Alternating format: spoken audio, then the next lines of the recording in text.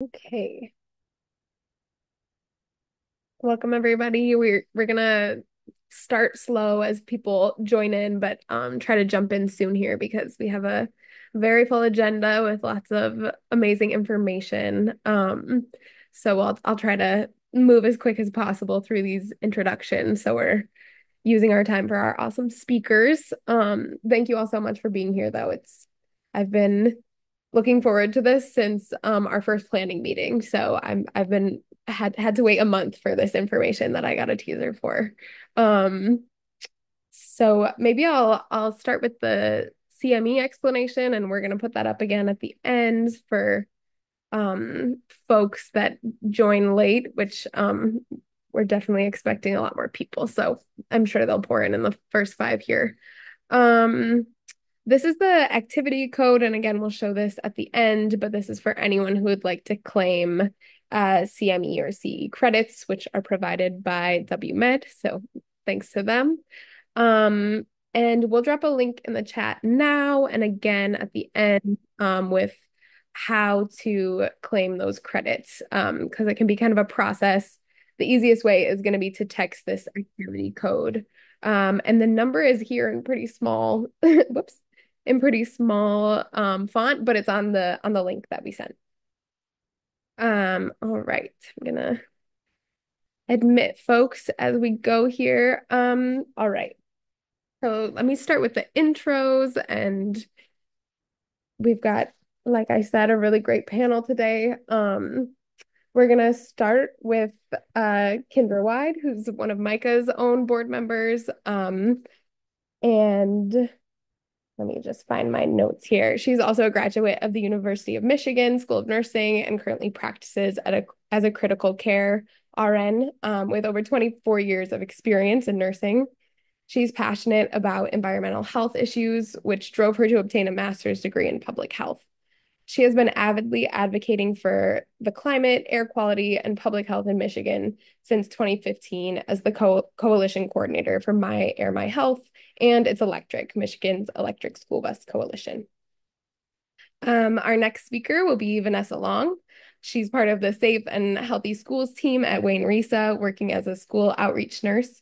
She began her career at Children's Hospital of Michigan in 2003, working as a neonatal intensive care, then pediatric nurse. During the pandemic, she shifted her career to public and school health, becoming a COVID-19 response public health school nurse. As a school nurse, she's passionate about the opportunity to provide access to a safe and healthy learning environment for all and removing health barriers to education.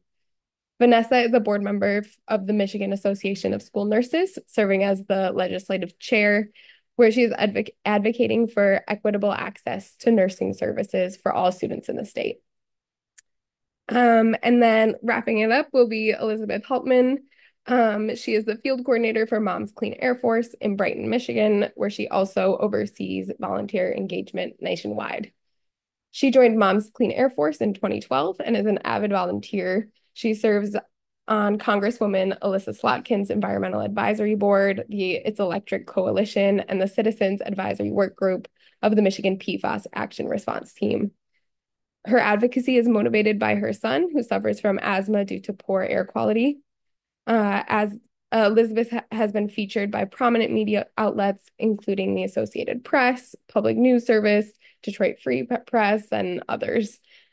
Elizabeth believes in the transformative power of well-organized community engagement, emphasizing its uplifting impact on public policy and health. And we'll have some time at the end for questions and also some action opportunities. So thanks again for being here, and I'll pass it over to Kindra. Thanks, Lauren. Good evening, everyone. Thank you for joining us to discuss how electric school buses can help to improve health and climate. We will be addressing the impacts of air pollution on health, specifically child health, and their daily exposure from the largest public transportation in the United States, the school bus. The U.S. school bus fleet is 2.5 times the number of vehicles of all other forms of mass transportation combined. Nationally, 26 million children in the U.S. take 480,000 buses to and from school each day.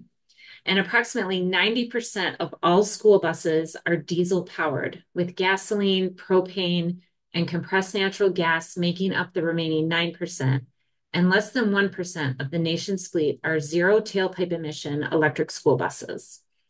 I will be talking today about why this is problematic. What is diesel exhaust? What makes it harmful for human health and the climate, and why it is important to get our children a cleaner ride to school. Next slide, please. First, let's start at the top. According to the World Health Organization, outdoor air pollution contributes to approximately 4.2 million premature deaths worldwide. It is estimated to be responsible for a significant proportion of premature deaths from lung cancer, stroke, and heart disease. Air pollution is associated with a significant burden of disease, one that is difficult to track because of the diversity of pollutants, sources and impacts on the body, and the cumulative exposure over a lifetime. It is considered to be the largest environmental risk factor impacting health. This is a breakdown of greenhouse gases by economic sector reported by the EPA from 2022. The transportation sector is not only a leading contributor to climate change, but it is also a leading source of harmful air pollution. It's important to understand the combustion of fossil fuels is harmful on two fronts. Not only does it create toxic air pollution that's breathed in, triggering asthma attacks and other health burdens, but it also emits greenhouse gases that contribute to climate change, which also has negative effects on human health. Next slide. This graphic from CDC demonstrates the health impacts of climate change. Specifically, in the Midwest, we are already and can expect to see public health impacts, such as more temperature-related death and illness, extreme weather events, vector-borne diseases, water-related illness, mental health impacts, and air quality impacts. By taking a deeper look at air quality impacts, we hope to make the case for the importance of transitioning to electric school buses. Air pollution in the United States is regulated by the Clean Air Act from 1963, but it has undergone several updates since then. In 1970, the EPA set national ambient air quality standards, which are threshold levels determined by the department to protect public health for the 6 criteria pollutants listed here. These thresholds for protecting public health are based on research and are periodically updated. Diesel exhaust is produced by the combustion of diesel fuel and contains these major pollutants: particulate matter or soot, nitrogen oxides, a component of smog, carbon monoxide, and carbon dioxide, greenhouse gases, and more than 40 air toxics, many of which are known or suspected carcinogens, such as benzene, arsenic, and formaldehyde. For today's discussion, we only have time to discuss a few of these components and their impacts on health. Nitrogen dioxide is part of a highly reactive group of gases often referred to as NOx. NOx air pollution results from the combustion of fossil fuels and is a tailpipe emission. The transportation sector is responsible for 45% of NOx total emissions inventory in the United States. It is highly irritable to the upper respiratory system and can even lead to the development of asthma with long-term exposure. People at high risk for the health impacts of NOx air pollution are children, older adults, and people living with asthma. Nitrogen oxides are also a precursor to ground level ozone. Ozone in the upper air levels of our atmosphere and the stratosphere is considered good ozone because it helps to block harmful rays from the sun. However, when it is formed at ground level and inhaled, it is detrimental to health. Ozone is the result of a chemical reaction between NOx, volatile organic compounds, and heat or sunshine. Short-term exposure can result in upper airway irritation, inflammation, and damage to airways, increasing the risk of infection, exacerbation of lung diseases such as asthma, emphysema, and bronchitis, and increased frequency of asthma attacks. Long-term exposure can result in asthma exacerbation and development, and premature death from respiratory causes. At-risk populations are, again, those people with asthma, children, older adults, and people who are active outdoors, especially outdoor workers. Lastly, we will be discussing particulate matter, which is probably the most researched and responsible for the majority of the public health burdens experienced. Particulate matter, or PM, is a very broad category used for a wide range of toxic particles that vary in size, from 10 microns, which is visible to the human eye, such as the dust we can see floating in our homes, to much smaller particles measuring 2.5 microns, or 1/20th the size of a human hair. PM 2.5 is represented here in the red dots. There are even ultrafine particles, which are categorized as less than 1 micron, but at present they are researched but not regulated. When inhaled, PM 2.5 is small enough to reach deep into the lungs and pass into the bloodstream during oxygen exchange. Through this avenue, it triggers a cascade of inflammation as it travels throughout the body. You will often hear particulate matter referred to as soot. For context, this is a picture of a diesel particulate in comparison to PM 2.5.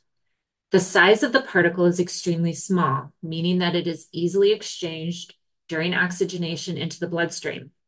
Also note the surface area of the particle. These nooks and crannies provide opportunities for toxic air chemicals to hitchhike on the particle as it travels through the body, triggering inflammation along the way. The diagram on the left depicts these processes and their resulting effects on the lungs and systemically. Where can we expect to be exposed to particulate matter? As with our other criteria pollutants, anywhere fossil fuels are being combusted, particulate matter is present in those emissions. Primary sources are emitted directly from construction sites, unpaved roads, fields, residential fireplaces, wood stoves, and wildfires. Secondary sources result from the byproducts of the combustion of fossil fuels. Heavy-duty diesel vehicles alone, such as school buses, account for 25% of PM 2.5 pollution from vehicles in the United States. The short-term exposure to PM has been linked to increased infant mortality, increased hospitalizations for cardiovascular disease, hospitalizations and emergency department visits for COPD, hospitalizations in children with asthma, for children with asthma, and increased severity of asthma exacerbations among children. Long-term exposure to PM has been linked to a higher likelihood of developing childhood asthma, worsening COPD in adults, slowed lung function and growth in children and teenagers, increased risk of heart attacks and strokes, higher likelihood of getting lung cancer and developing diabetes, neurological impacts such as dementia and Alzheimer's disease, altered birth outcomes, and increased risk of death from cardiovascular disease. This graphic from the American Lung Association's report from 2020 entitled The Road to Clean Air is a very concise depiction of the health impacts of both particulate matter and ozone. As demonstrated here, inhalation of these pollutants has many varied effects on human health throughout the life course. Sensitive or at-risk populations refer to those who are more susceptible to the health impacts of air pollution for various reasons, such as children, pregnant women, seniors, and those with pre-existing condition. It also refers to folks with higher risk factors, such as proximity to sources and duration of exposure. Air pollution is inhaled through the respiratory tract and is small enough to circulate throughout the body. Therefore, people with chronic respiratory and cardiovascular conditions are at an increased risk for its impacts. Already impaired lung and heart function makes people susceptible to decreases in oxygenation and inflammatory triggers, which can cause acute exacerbations of chronic conditions. Older adults are more likely to have pre-existing conditions and are more likely to have weaker immune systems. Pregnant women are more susceptible, not necessarily related to the physical impacts of pregnancy, but more so due to the increased risks to the developing fetus. Moms share their exposure to air pollution with their developing babies. And as previously highlighted, research has linked exposure to air pollution to lower birth weight, preterm birth, and increases in infant mortality. Low-income populations and people of color are more likely to reside within close proximity to sources of air pollution due to historic injustices and redlining. Therefore, their risk of exposure is higher as well. People who are outside more risk being exposed more. Outdoor workers and people who exercise outdoors inherently face more exposure. Athletes have a higher respiratory rate and experience an increased risk simply because they are breathing heavier and more often. People with mobility challenges reliant upon a wheelchair are closer to tailpipe height. Therefore, they are closer to sources of concentrated pollution before it gets diluted by ambient air. Children are a susceptible group for several reasons. They have high respiratory rates similar to athletes, but they also breathe more air per pound of body weight. Their lungs are still developing and are susceptible to irritants and inflammation. They also have increased exposure factors, such as duration of time outside and proximity to tailpipes. Now that we have addressed the criteria pollutants and demonstrated how they impact health negatively and disproportionately, we need to discuss some tools that we can use to protect people. Here's where the Air Quality Index, or AQI, is helpful. The AQI is a nationally uniform, color-coded index for reporting and forecasting daily air quality. It was developed to inform the public of health risks associated with polluted air. AQI is a classification and a calculation of the 5 major pollutants listed here. It is measured on a scale of 0 to 500, with higher scores correlating to increased pollution levels and health concerns. Scores of 0 to 100 represent what has been deemed acceptable by regulating bodies as our national ambient air quality standards. There is some argument here among public health experts that even levels within this range are harmful to health, but this is the range currently determined by the EPA to be safe. Scores of 100 to 150 start to impact sensitive populations, defined by AQI as children, seniors, and those with pre-existing heart or lung conditions. Scores greater than 150 are believed to be harmful to all humans, regardless of their medical history and age. Several states throughout the US have their own action alert systems for informing the public of poor air quality conditions. When AQI is greater than 100, Michigan participates in a statewide alert system to inform the public of an air action day.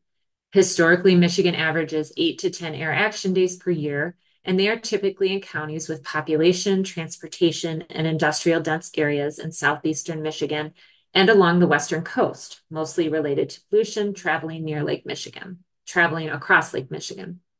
However, as you can see here, 2023 was a rather unusual in the number, severity, and distribution of air action days. This was related to the wildfires in Canada, combining with local sources of pollution, a direct impact of our warming climate. Diesel exhaust is a known trigger for asthma among school children. On an average school day in Michigan, approximately 17,000 school buses will transport in excess of 700,000 school children over 900,000 miles. The overwhelming majority of these buses are diesel powered. As we have highlighted, exposure to diesel exhaust poses several health impacts, from irritation of the eyes and nose, headaches, and nausea to respiratory diseases and even lung cancer. Bus drivers and mechanics, school children, teachers, and other school personnel are all exposed to diesel throughout their day at varying levels. Exposure can lead to increases in absenteeism due to asthma attacks, poor concentration, and behavior challenges on the bus and in the classroom. Next, Vanessa Long, an RN with Wayne County RESA, the Regional Education Service Agency, is going to speak with us about her experiences as a school nurse and training school nurses across Wayne County school districts dealing with the health impacts of air pollution on their students. Welcome, Vanessa. Thank you, as Kendra highlighted, she did talk about the air quality impacts on health. The most vulnerable to this are children with asthma. 26 million people in this country have been diagnosed with asthma, and 5.5 million of those are children. About 1 in 10 school-age children have been diagnosed with asthma, and that's about 2 to 3 children per classroom in every classroom across this country. The burden of asthma is significant, with almost $82 billion in healthcare costs and over $3,000 in medical costs for individuals with asthma. There have been almost 14 million days of school missed due to asthma this past year, and it is the leading cause of absenteeism in the nation. Overall, we know that asthma has been associated with almost or over 4,000 deaths every year. This is a graphic from the CDC that shows the prevalence of asthma by state. As you can see, states in red have the highest prevalence of asthma, with Michigan as one of these. In fact, per the Asthma Capital Report of 2022, Michigan was named the #1 most challenging place for people with asthma to live. There have been some small improvements with interventions, and now we're listed as number 5 on the top 10 worst states to live. And you can see this Capitals report yourself if you'd like to click on the link. We will share this along with the graphic from the CDC. According to the Michigan Department of Health and Human Services, Detroit is in a public health crisis due to asthma. We do know that there's a reliance on emergency departments for asthma. And really in Detroit alone, that percentage is very, very high. It's over 50% higher for children in Detroit enrolled in Medicaid. From 2017 to 2019, 14.6% of children in Detroit and 8.4% of Michigan children have a current diagnosis of asthma. Detroit has 74% higher prevalence of asthma among children compared to children in Michigan as a whole. And the asthma hospitalization rate in Detroit in 2019 alone was 4 times higher than the rate of Michigan as a whole. The rate of childhood asthma hospitalizations is consistently higher for children compared to adults across the state, but especially for children in Detroit. And you can see the current asthma burden report in a link that we'll share with you as well. We do know there are disparities with asthma. Children with asthma miss 1.5 times more days of school compared to children without asthma. Black and brown children have a disproportionately higher rate of asthma, and Black children diagnosed with asthma are 7 times more likely to die. Overall, we know that asthma is the leading cause of chronic illnesses in children, and the Asthma and Allergy Foundation of America has created a nice report to try to identify some of these disparities, along with a framework for the root cause of these disparities. And they've identified some structural and social determinants of health that put these risk factors in place. And we do know that exposure to diesel buses create poor air quality for communities where there are most of these disparities and the most vulnerable individuals live, work, and go to school. The hope is that we can identify these causes and start working on some collaborative efforts to reduce these risk factors at a state, local, and national level. And we'll share this information with you as well. I personally, as a school nurse, experienced the burden of asthma working in a community that was disproportionately affected by asthma. I was the only nurse for 4,000 students. I had 550 students identified with chronic illnesses, and of these, 195 students had a diagnosis of asthma that we identified. I did work in a district that had a high asthma burden and were at risk for these disparities. We had 100% eligibility for free and reduced lunch, 98% Medicaid eligibility.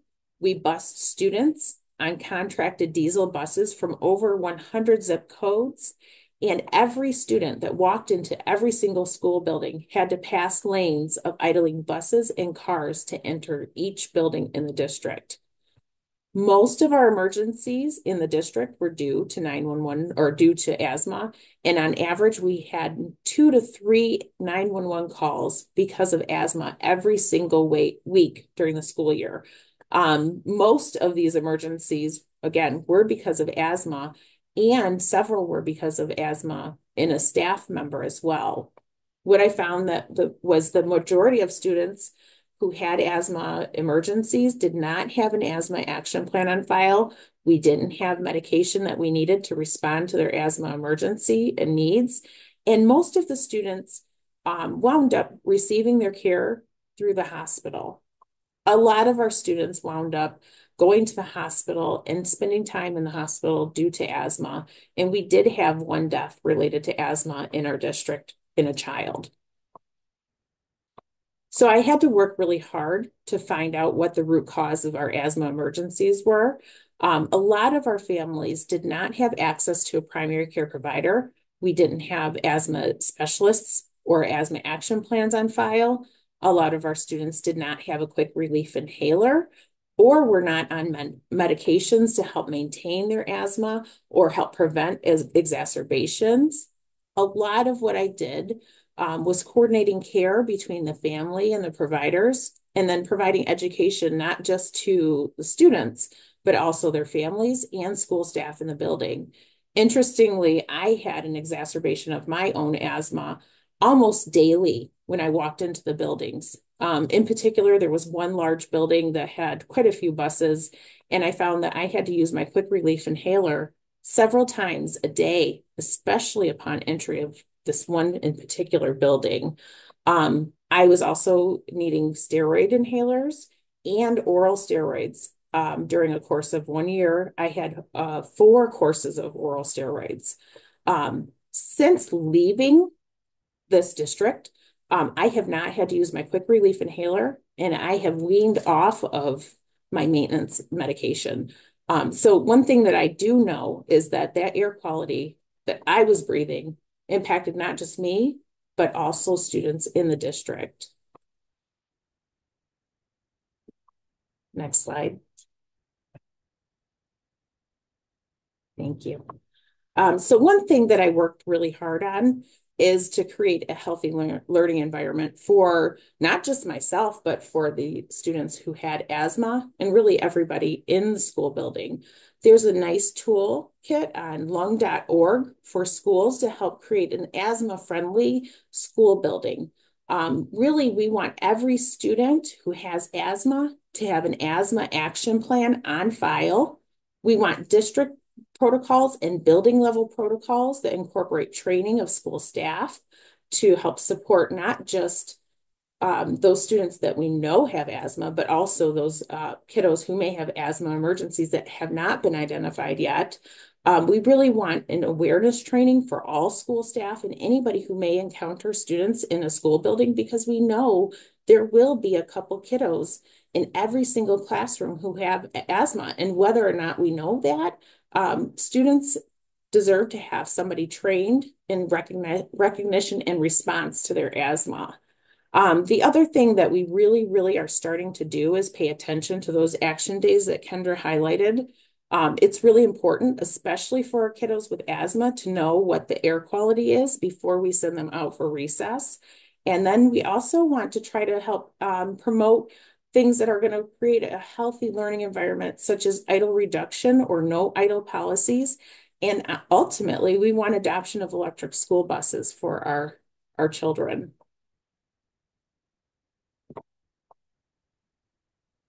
So this is a nice graphic of reducing asthma triggers.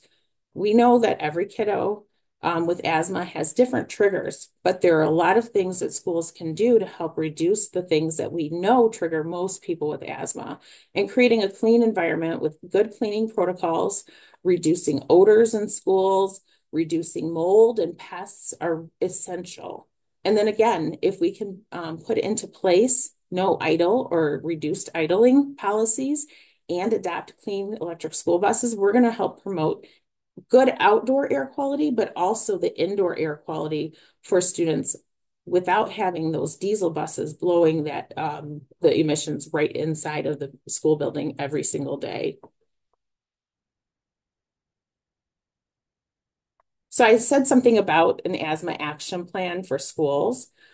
Every student with asthma should have an asthma action plan on file and people trained to help support students with asthma. An asthma action plan should have the daily medication used for maintenance, along with quick relief inhalers listed. And we really want to have the parent input, provider information, signatures to authorize administration of medications and support for students who have asthma throughout the school day. This plan should also include triggers and signs and symptoms of worsening asthma, along with when to call 911. And then the other piece is that students should have access to their quick relief inhalers in every school day, everywhere that they go. And there are some laws in Michigan that say that students can self-carry their inhalers, and we don't want to restrict the access to these quick relief inhalers. We want students to be empowered to have their inhalers when they need them and to learn the signs and symptoms themselves of when they need them. The other piece of that is that they should know to notify an adult if their asthma symptoms are worsening. Again, all students with asthma should have an asthma action plan on file, and that is something that expires every single school year. We have these asthma action or asthma facts for Michigan, and this is really a nice fact sheet that shows that while we want kids to have their asthma action plan, only 41% of Michigan students with a diagnosis of asthma have an active action plan on file. Of those 41% of students, only 39% of the students aged 10 through 17, or actually 39% of the students aged 10 through 17 reported that they were not allowed to carry their inhalers at school. And this is really concerning because we want kids to be empowered to have their inhaler when they need it without delay. And that's why there is another fact sheet that was created, and we'll share these with you. It's the Michigan Inhaler Law Fact Sheet.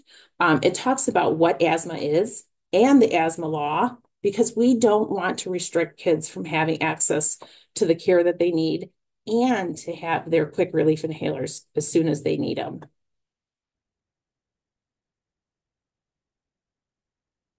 In addition to the medication authorization and the medical management plan and the asthma action plan, again, students with asthma miss 1.5 times more school than students without asthma, and we don't want these kids to fall behind. So some of the kiddos with asthma may qualify for Section 504 accommodations, and these are really academic accommodations to try to level the playing field for those kids who are impacted by asthma. This is something that beyond the medical management plan, we need to start thinking about putting into place so that kids have what they need to succeed in school, especially those kids who are disproportionately affected by their asthma. And lastly, talking about busing, we know that students ride diesel buses, and some of these routes are very, very long. It can disproportionately affect students who have special needs because we know that there are sometimes programming not available in district, so students are on the bus longer. And unfortunately, a lot of the kiddos who are being bused because of their special needs may have artificial airways, tracheostomies, or severe lung disease, and they may be medically fragile. And these are the kids that we want to protect their lung capacities. So looking at the busing routes for these students is essential. The other thing, students with asthma in general, if we can try to reroute so that they're not on the bus quite as long, that may help protect their lungs and reduce the risk of having an exacerbation while they're riding the bus. The other thing is making accommodations so that that student may not be in the back of the bus. We know that exposure to diesel pollution in the back of the bus with the windows closed is 4 times higher. So we really want to move those students up towards the front of the bus, open the windows, try to give them the healthiest breathing environment that we can have. Again, we know there will be students riding the bus who have asthma, so it's important to include transportation staff in that general awareness training, but also student-specific training, and that may involve teaching them what their asthma action plan looks like, where their quick relief inhaler is and making sure that they have access to that quick relief inhaler wherever they are, even on the bus ride to and from school. And sometimes that means either they're going to have to carry their inhaler through the self-carry law, or we may have to train the transportation staff to do a handoff of the medication. And that's perfectly appropriate. But we want to make sure that children on the bus have access to their quick relief inhalers. As Kendra mentioned, a lot of students are riding the bus. 25 million kids ride the bus to and from school in the United States a year. And that is the largest form of mass transportation for our children. We know children are especially vulnerable and at greatest risk for hospitalizations due to asthma and at greater risk for death. So we really want to try to protect our students. And that can be done through some interventions, but also providing that clean, healthy electric school bus. I am going to shift this now to Elizabeth Hauptman. She's from Mom's Clean Air Force. She's going to share her personal story of being a mom of a child with asthma and how that has driven her to do her work with the air quality, not just for her kiddo, but for all children. So thank you, Elizabeth. Thank you, Vanessa, and thank you, Kindra. Hi, I'm Elizabeth, and this is a mom's perspective. I believe that every child deserves clean air to breathe, and it's time for change. As a mom, witnessing my son's asthma attack due to diesel emissions was a wake-up call. Asthma isn't just about difficulty breathing. It brings a child's entire life to a halt. I'm going to tell you a story about my son, Oscar. He was on his way with his fourth grade class to go to the Lansing Capitol for the tour, something most children in Michigan have an experience to do. And this trip, it takes almost an hour to get to the Lansing Capitol from where he's at. My son sat in the back with most of his friends, and about halfway through the ride on this dirty diesel bus, he started experiencing tightness in his chest. And all of a sudden, fear came over his face. Fortunately for me, one of my moms, who happens to be a friend and also a nurse, was a chaperone that day, recognized that Oscar was having a severe asthma attack, moved immediately to the front of the bus, opened the windows, and called me to let me know what was going on. Sadly, he was having a hard time controlling his asthma attack, and I needed to leave work and go and rescue him. I had to drive over an hour in a very panicked state, not knowing how my son was going to be when I arrived, not knowing if we would have to seek further treatment at an ER or at some sort of a medical emergency situation. And therefore, just knowing that we have an opportunity to transition to clean electric school buses is a relief for people like myself and for kids that do have these respiratory illnesses. Beyond asthma, exposure to diesel emissions can cause headaches and stomach aches in children, affecting their school performance and overall well-being.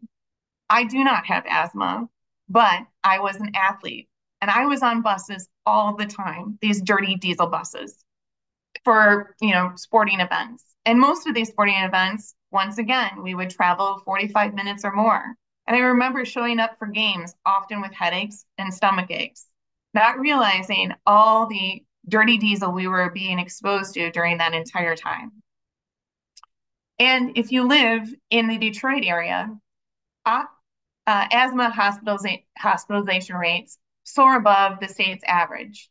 About 69,000 residents live dangerously close to major freeways, about 200 meters, exposing them to daily harmful pollutants.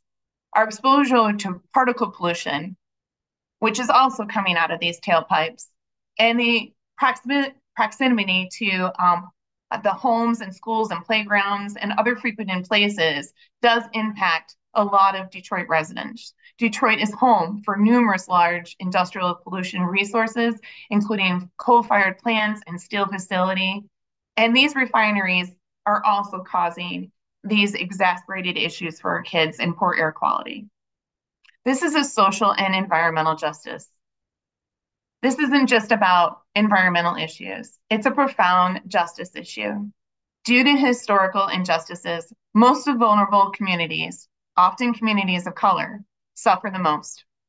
In Detroit, childhood asthma rates are alarmingly higher among children of color, with Latino children twice as likely and Black children 10 times more likely to die from asthma than their white peers.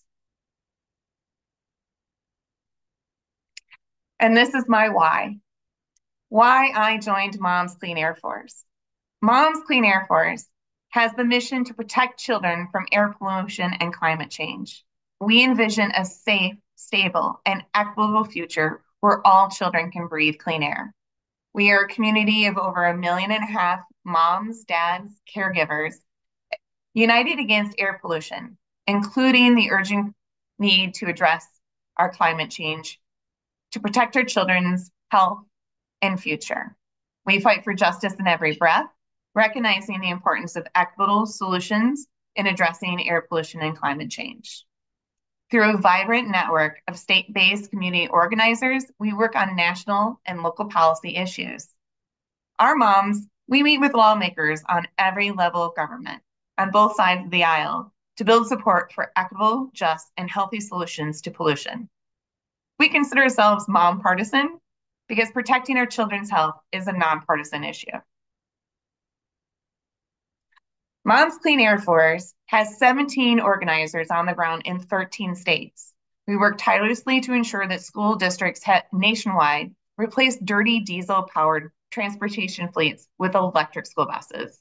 In an effort to build support and raise awareness about electric school buses across the country, we have educated moms and participated or co-hosted with 15 school bus events between 2023 and 2024.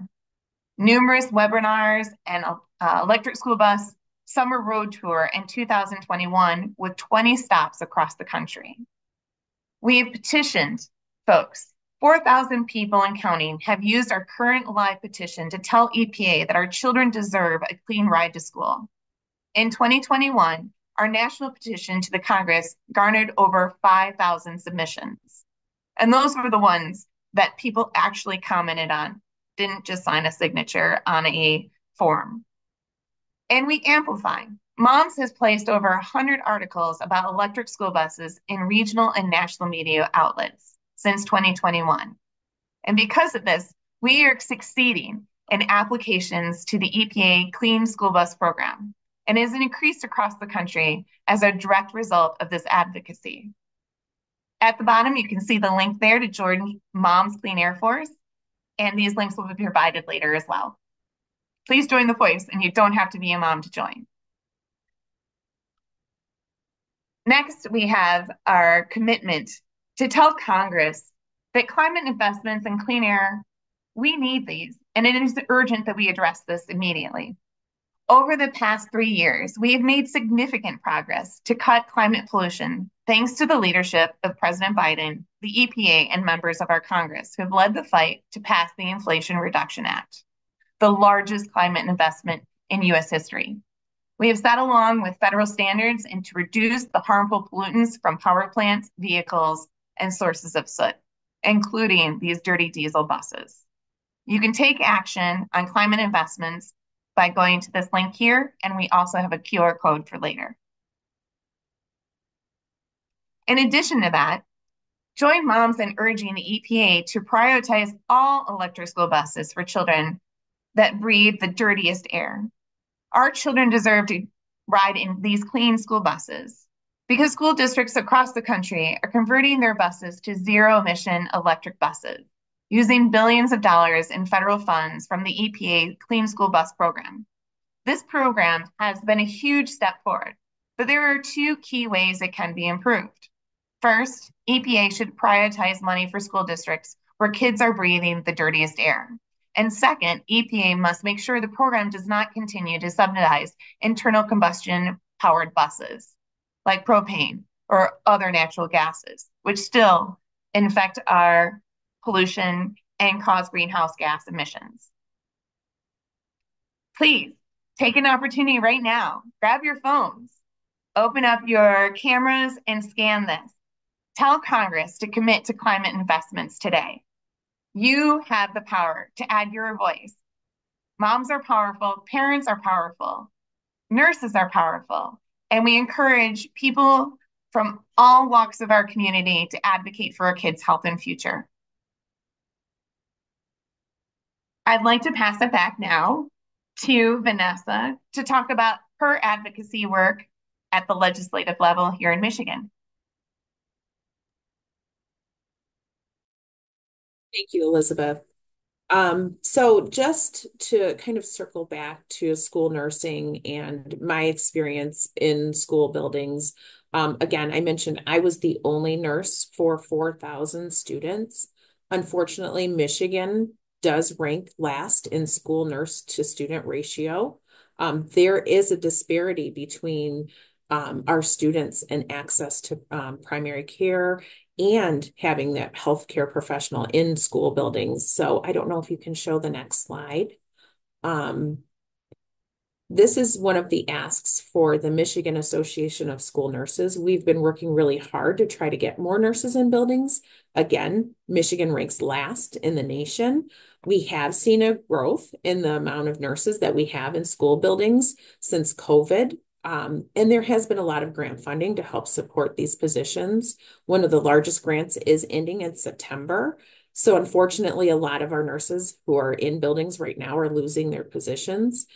We are wanting to see school nurse sustainability and growth in the state. So we really want to see funding put specifically towards school nurse positions. There is something on the House side of the Education Committee, 31GG, that is supporting school nurses, at least at the regional level, which is kind of what I do right now. But we want more nurses in buildings and more access to school nursing services for all of our students in Michigan. This is the ask that Michigan Association of School Nurses has put out to legislators. And if you feel as passionate as I do about access to care, please feel free to write your legislators and ask them for some support for school nurses, and feel free to share this document with them as well. And then the next slide, actually, so nationally, there is something called the One School, One Nurse Act. And it is something that the National Association of School Nurses has been advocating for, is to put a nurse in every single school building. Fortunately, the Allergy and Asthma Network has endorsed this ask, and there is a QR code to help support this federal legislation to try to put a nurse in every school building so that students have access to those health professionals in the school building. So if you can, just scan this QR code and sign on to this ask as well. That will help support students in buildings with health conditions by putting nurses in the buildings. I'm going to shift it back over to Kindra right now. So thank you so much. And any support that you can offer for school nurses is appreciated.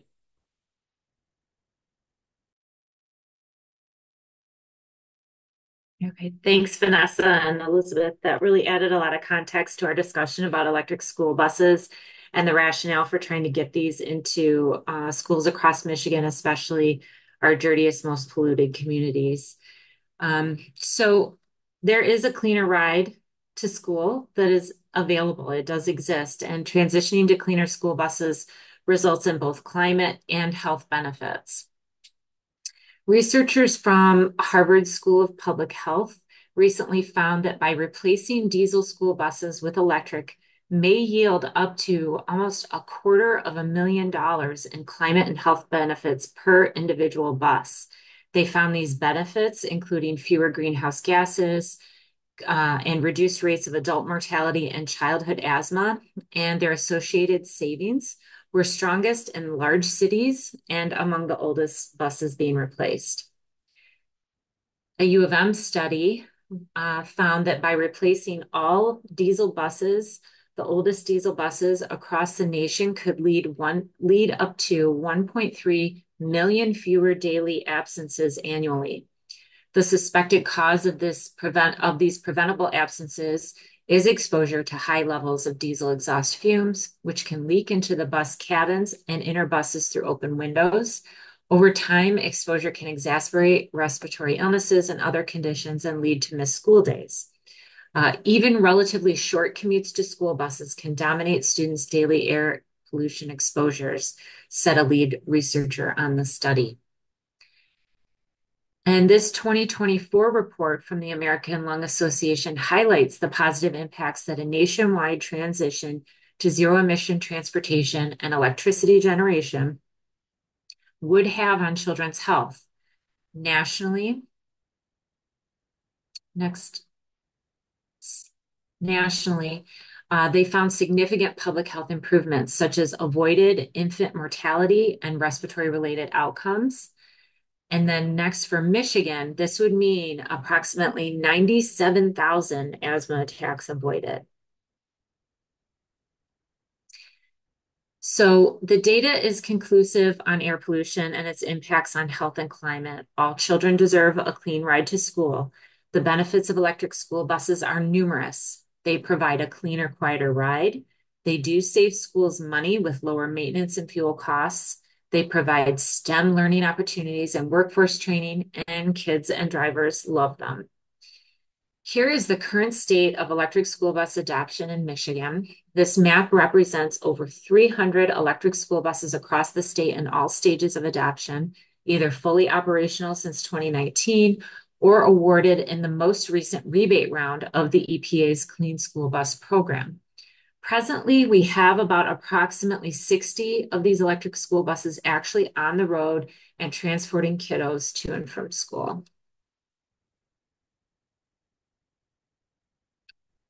So here are some ways that you can take action to bring electric school buses to your community.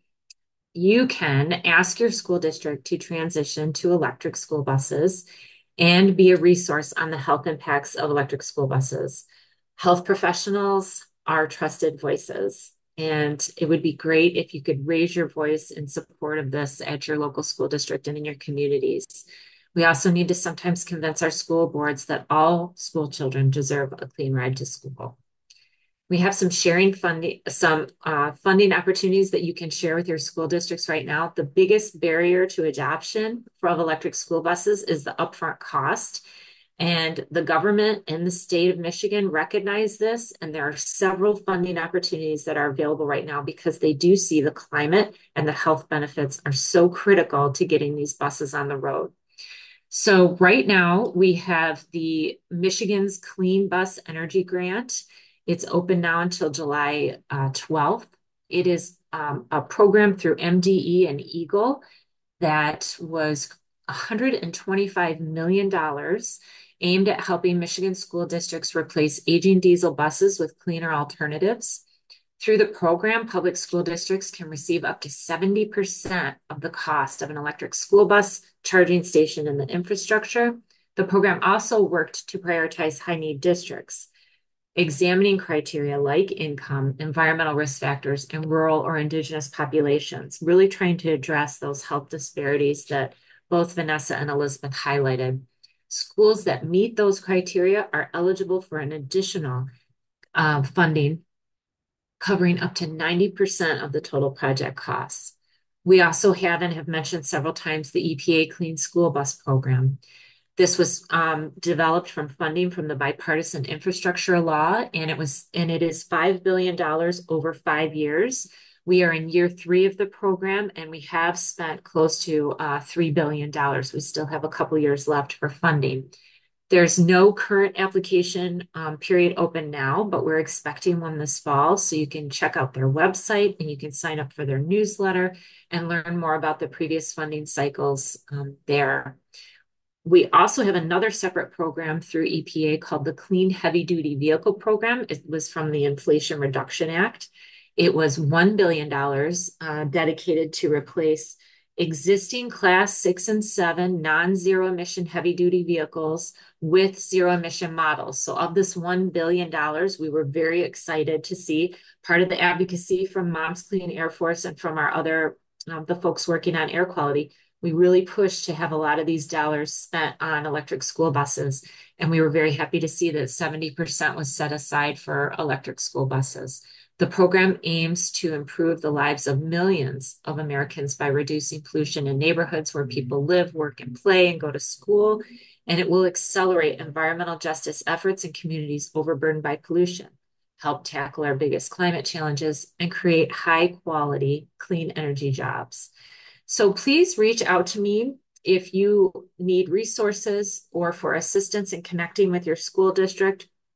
We've helped people present to their school boards.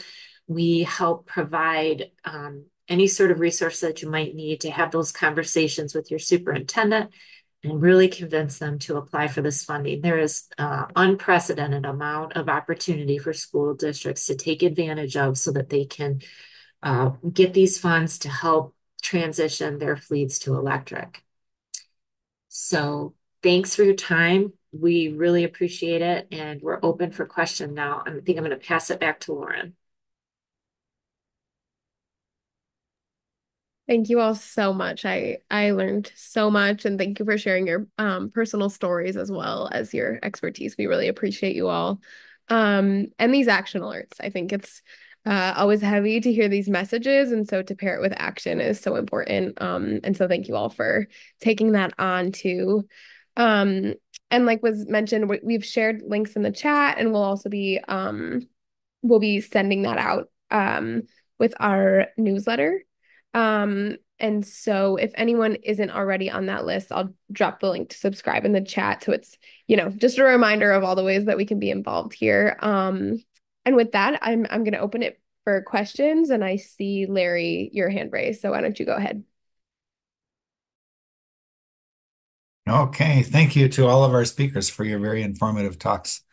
I've written down two questions, two comments, and two questions. I think right now I'm going to go for one comment and one question, then stop and give others a chance. But a comment is that school buses seem a particularly appropriate vehicle for electrification for a couple of reasons. One is, and forgive me if I didn't hear these points. One is that they do a lot of stops and starts, a lot of accelerating and decelerating, and those vehicles make better use of the electric vehicle option of the electric motor than do long distance vehicles.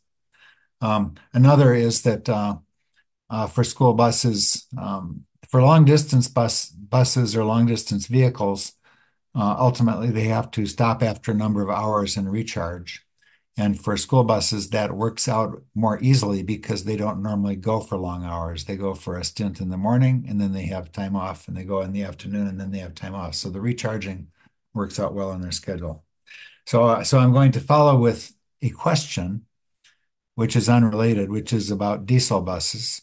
I think it's kind of a myth among bussers and truckers that diesel engines need to keep running. And I bet all of us have experience walking by bus stands where the buses are running, including schools where the buses are running. I just did a very quick research, and that pretty much seems to be a myth that contributes to pollution, especially to people who are standing near those buses. Do our speakers have knowledge about this being a myth, and if we could get our school districts to stop to get their buses to turn off, that would be a quick way of decreasing some of the pollution. Comments, please. I can address that. It absolutely is a myth, and it's one that even diesel advocates are aware of.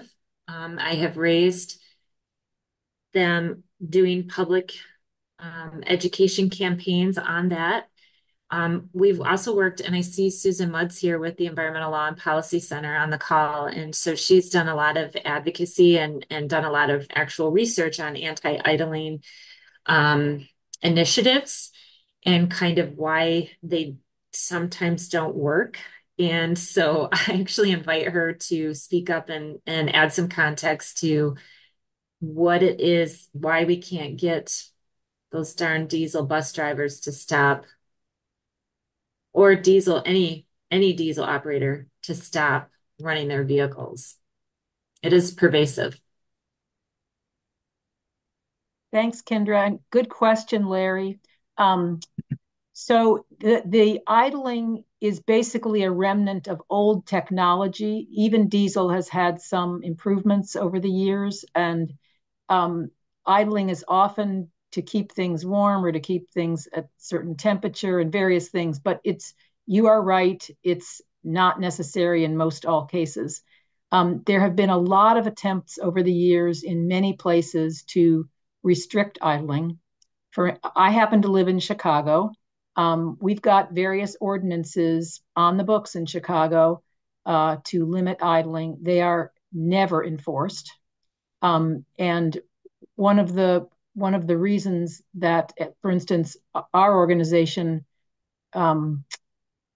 started trying to advocate for electric school buses is because we were working with a school in Chicago, an elementary school, where they had taken every action they could think of to get rid of the idling. They had posted no idling signs where the buses drop off and pick up kids. They had every single year given information sheets to every single bus driver asking, please don't idle, and explaining why. They had created a room in the school where the bus drivers could wait if it was hot, if it was cold, if there was any reason why it was going to be uncomfortable for them to be waiting in their bus. Nonetheless, they had idling all the time. So they finally threw up their hands and said, you know what, it's too much effort for no results. Kindra mentioned that we've done research about anti-idling rules and ordinances across the country. The only one that we're aware of that's been at all effective, well, I should say there's two places we're aware of where anti-idling rules or laws have been effective. One is in New York City, where there's a system where citizens can report idling violations and they get a bounty. And even there, sometimes the citizens who've done the reporting have been threatened. The other one place that we're aware of that it's been somewhat effective has been in the state of Massachusetts, where an organization has basically hired private investigators at cost to go and film and take notes as a private investigator would know how, and sued the companies. So neither of these are things which we think schools should have to do on a regular basis, but those are the only places we're aware of where anti-idling rules have been effective. So that led us and others to say, you know what, let's go with the zero emissions technology. And as you point out, school buses are a perfect fit for electric vehicles. Sorry. Thank you, Susan. That's awesome. I'm so glad you were on. Agreed. That's so crazy about yeah, I can't imagine having to hire a private investigator to convince our school bus drivers not to hurt our children. Lisa, do you want to share your question? I know we're at time, so we don't need to go into it broadly, but I just want to first thank all of you for just outstanding presentations, every single one of you. Thank you for sharing the personal story. And I had some conversation with Vanessa about the action alert report, or the report the plan that they have on school, and I think there's a lot to think about there. But my question is to you, Susan, and to you, Kendra. Have any schools empowered, especially maybe at a high school or middle school level, the students to engage with their parents and bus drivers to encourage no idling? You know, I remember being young when no littering came along, and you know, my sisters and the kids were all about it, and kind of like no smoking, calling your parents out on it, and it seemed to be effective. Just curious, are we in too divisive a world to empower our kids in that way? Would that put them at risk? Anybody doing anything like that?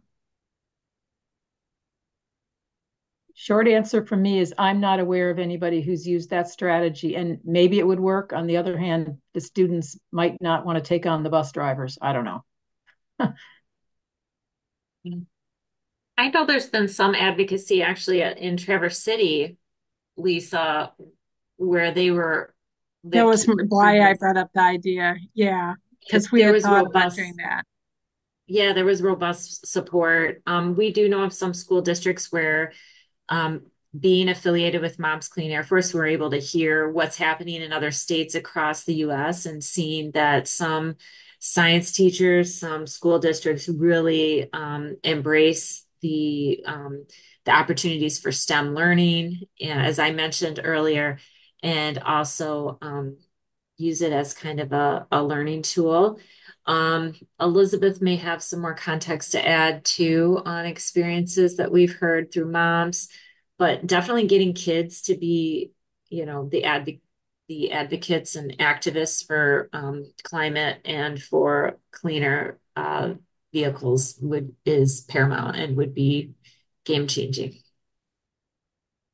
The only thing I would add, just because Kindra mentioned my name, is that it's true that children and parents have been a huge role in this transitioning to cleaner air, advocating for these clean school buses, and encouraging, parents to turn off their cars when they can.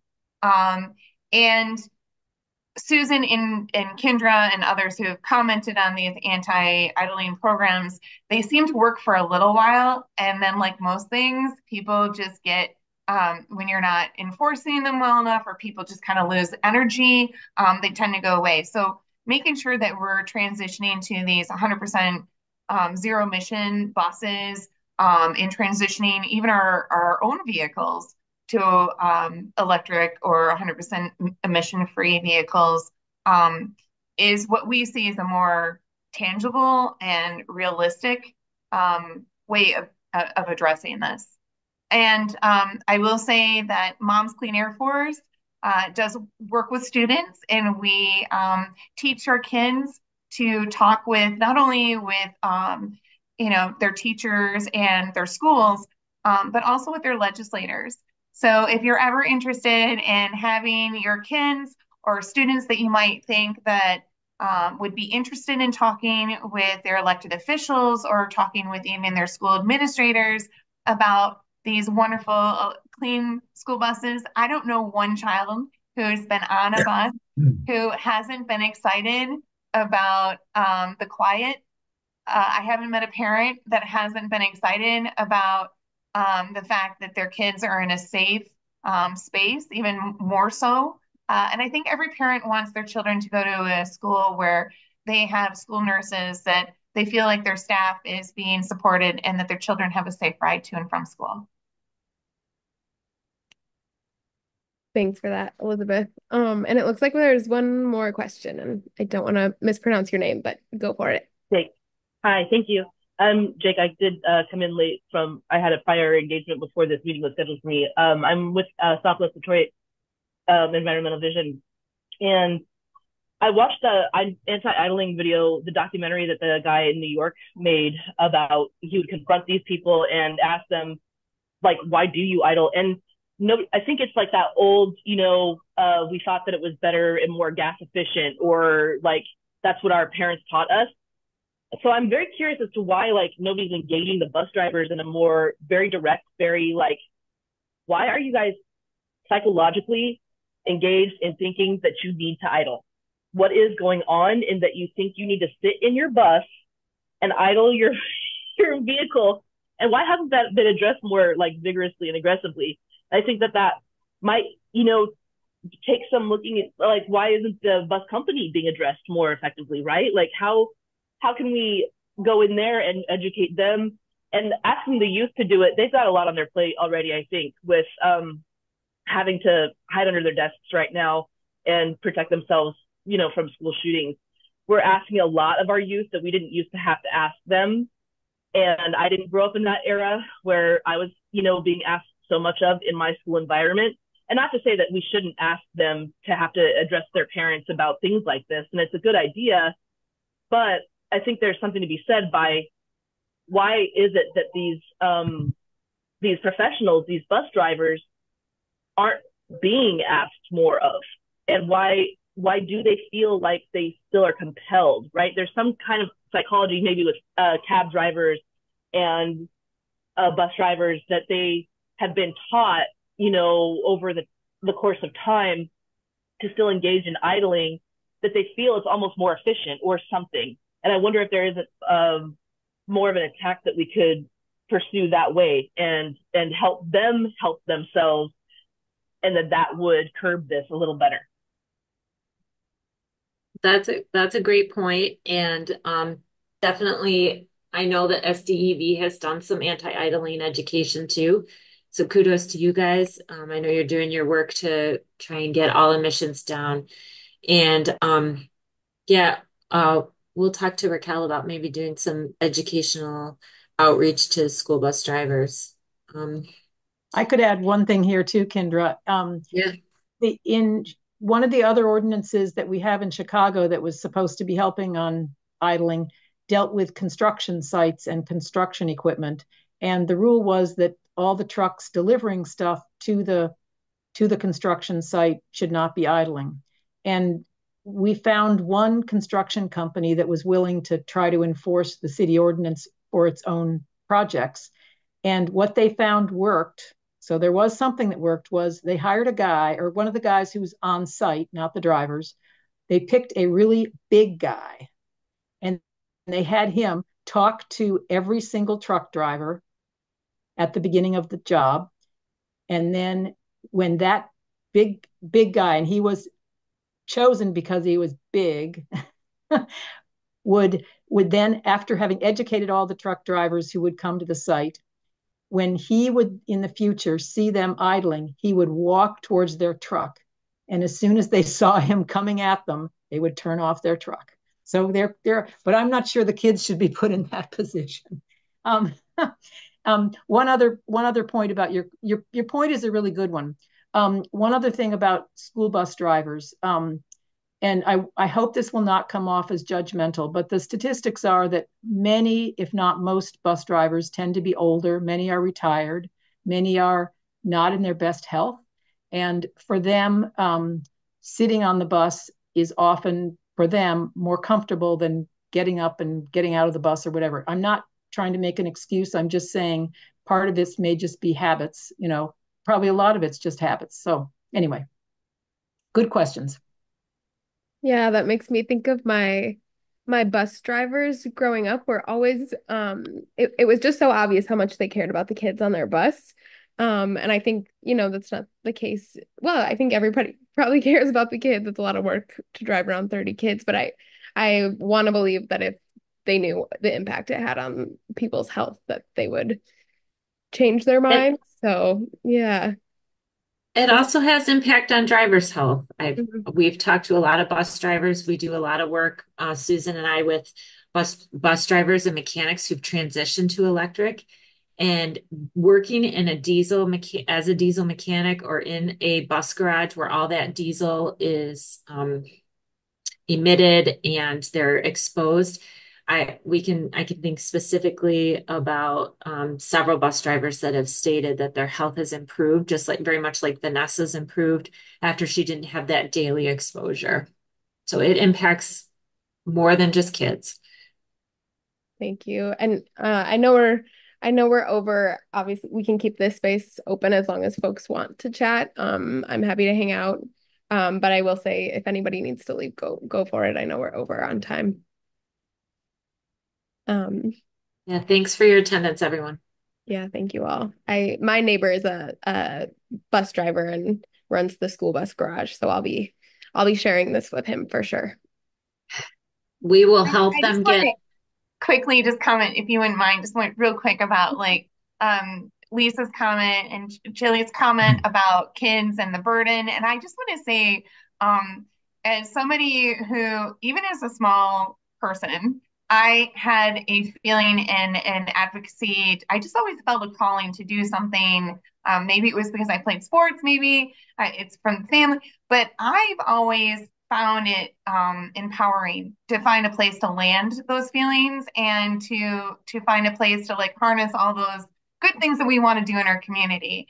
And I think about over time all the youth movements that have changed the course of history and what we would do without the mothers and children that have been on the forefront of advocacy as far as like our bodies, voting rights, equality, um, And even I wouldn't be remiss with Pride Month, mentioning that. So I just feel like there's so much that moms and dads and kids can teach the greater audience, and I feel like it is an amazing opportunity, and sometimes does feel like a burden. I will admit that our kids are unfortunately facing some of the impacts, some of the scariest impacts of this climate change that we are going to have to learn to just sort of mitigate the change, that we're not going back, but we do have an opportunity to address it now.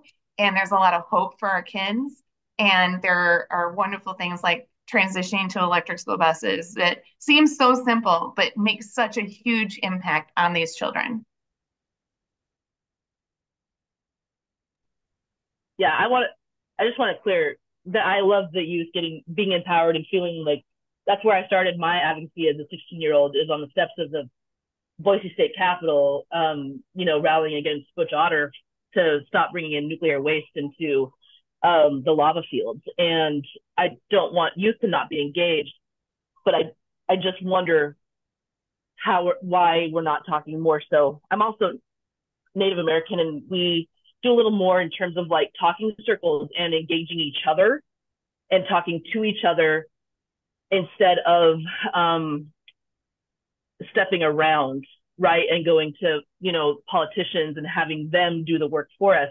And I think that's a different thing, like a divide in community organizing that I've also seen, and that I have to speak about it, and like bring it up sometimes in these spaces.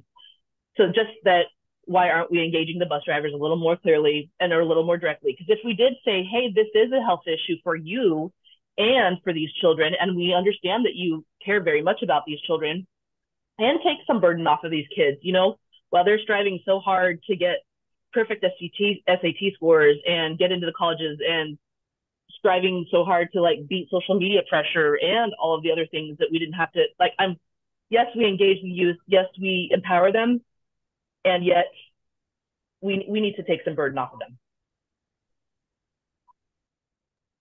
Yeah, I really like that point, and I like the opportunity in this campaign to do more of those face-to-face conversation based advocacy, because school boards are local, and so there's space for those.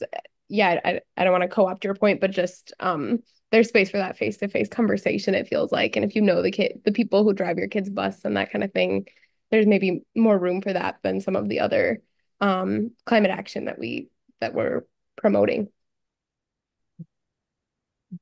Larry, do you want to have a comment? And again, if folks have to leave, including our speakers, we understand. I do. I do. So I had this event down on my calendar for a year and a half, for an hour and a half, excuse me.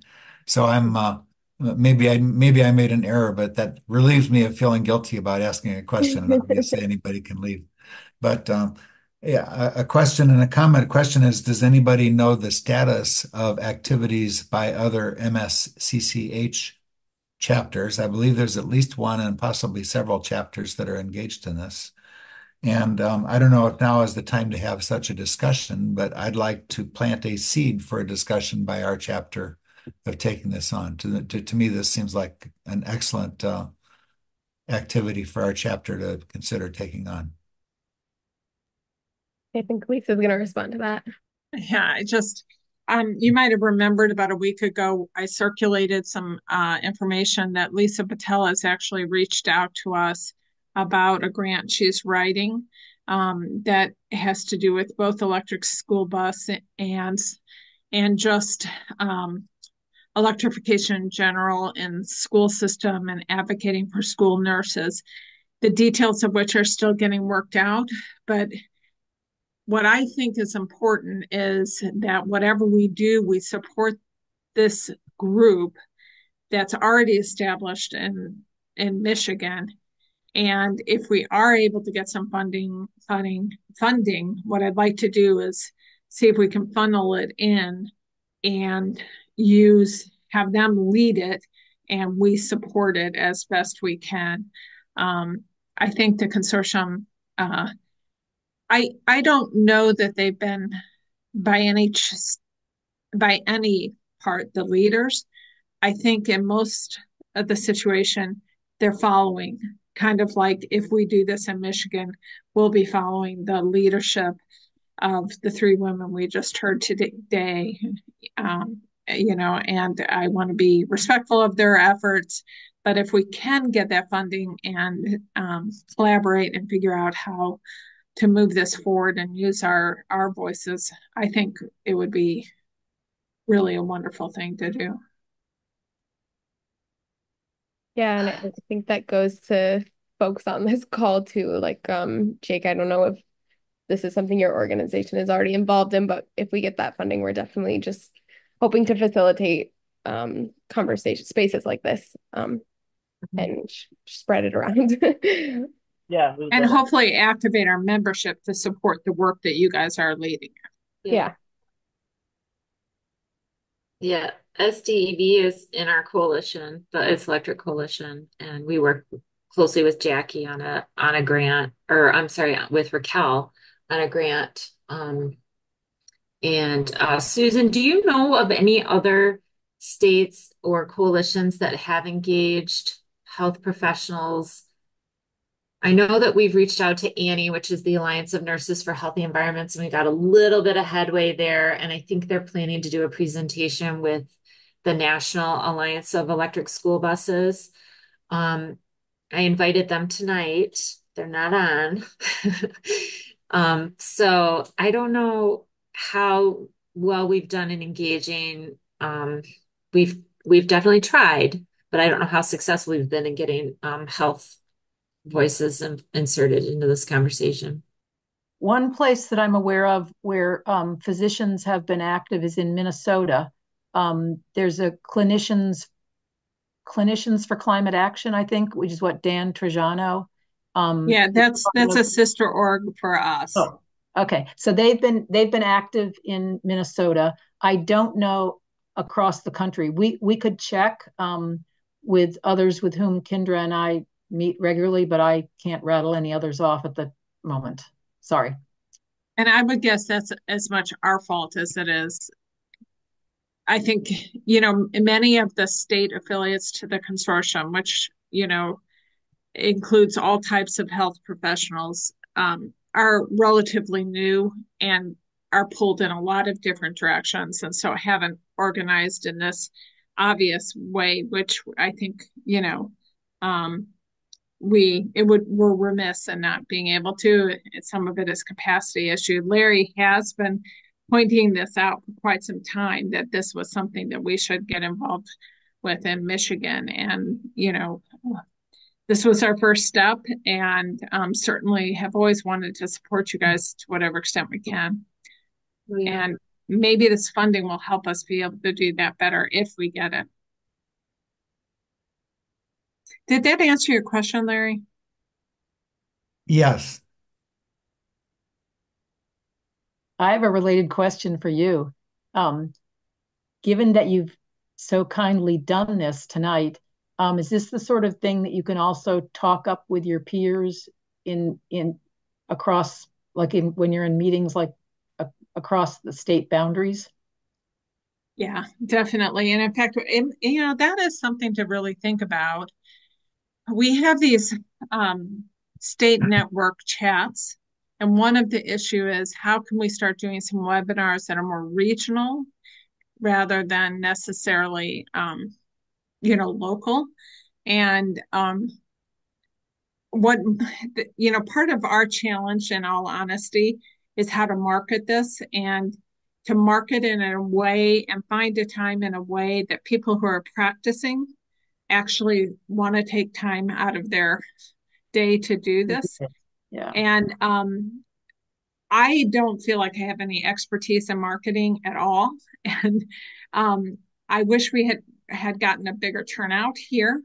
But I definitely think this is something we could consider. And I guess the question then would be, what would make more sense? Would it make more sense to look at a Midwest regional thing, which I think we could probably pull together? Or should we go to the consortium and say, can we do this, for the whole consortium? Can we have you guys, we have something called an all hands meeting. And, maybe we petition Lisa Patel to have you guys present there. So why don't you guys think about that? The all hands meeting is neat because now I can't guarantee she'll say yes to that. But what's neat about that is they have the leaders of all the professional societies that are signed on to the consortium there. So it might have a broader reach. I don't know. I think we could easily activate something in the Midwest just based on our really deep connections with all the electric school bus groups. We're part of a group that does EPA Region 5 states, and I think we could easily activate something on that level. Yeah, and I will follow up because we did have about 35 people register for this, so I don't know if the power outage has something to do with it or if it's more just it doesn't fit in Sure. schedules. Um And so Lauren, I think anytime we sign up for something like this, you can expect half of however many yeah, people sign up show up. That's sure. very characteristic. So when we do this, we need to have hundreds of people sign up so that we get half that many. I know. Definitely. I We was all just shared it. I was just But gonna say I'm not successful in ever doing that. yeah.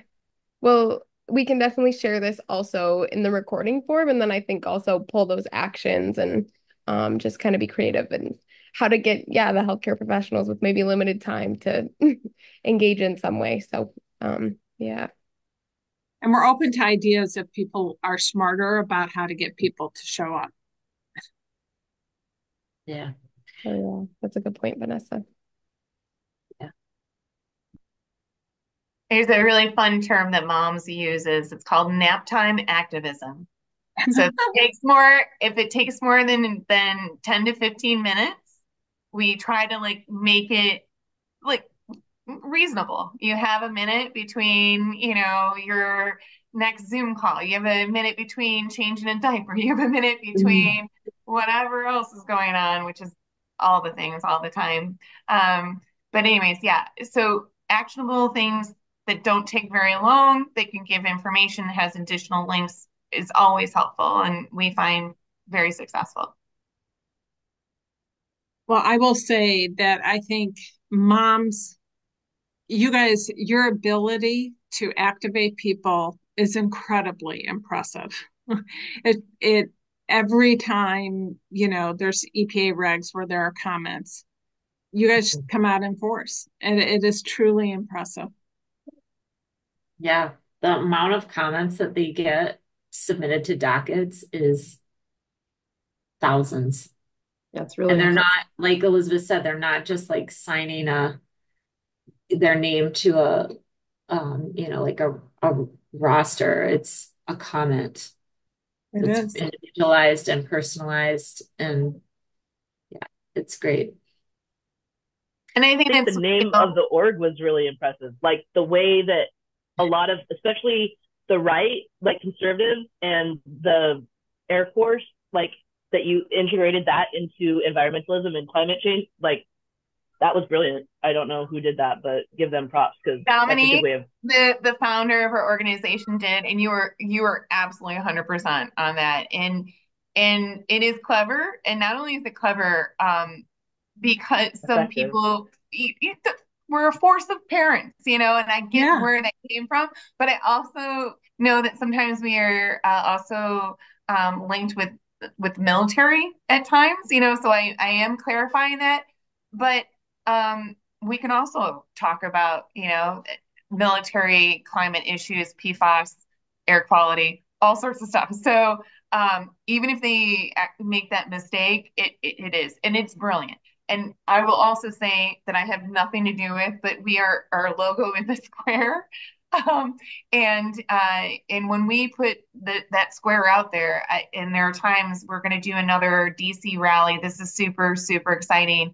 We take families from all across the U.S. that have been impacted by climate, super fun sites, all sorts of things, and we bring them to DC and we actually call it a play-in and we force our legislators to play with our kids. So we hold meetings and we talk about very important things about wanting to, transition to these electric school buses, and we need more funds for that, and we need to put them in the places that are desperately needing them most. And then we introduce you to the real families that can say, hey, that was my kid. Or I'm talking about how my son, like just with you all, had that asthma attack. And I'm surprised that I got through it without crying, because there are times where I've tried to tell a story about my son's asthma and his fear about, wildfires. And last year that was super stressful for him during the summer. He asked me if he was going to die. Um, and he's not alone in that. And it's not just kids who have asthma. A lot of kids have this climate anxiety, and giving them a place to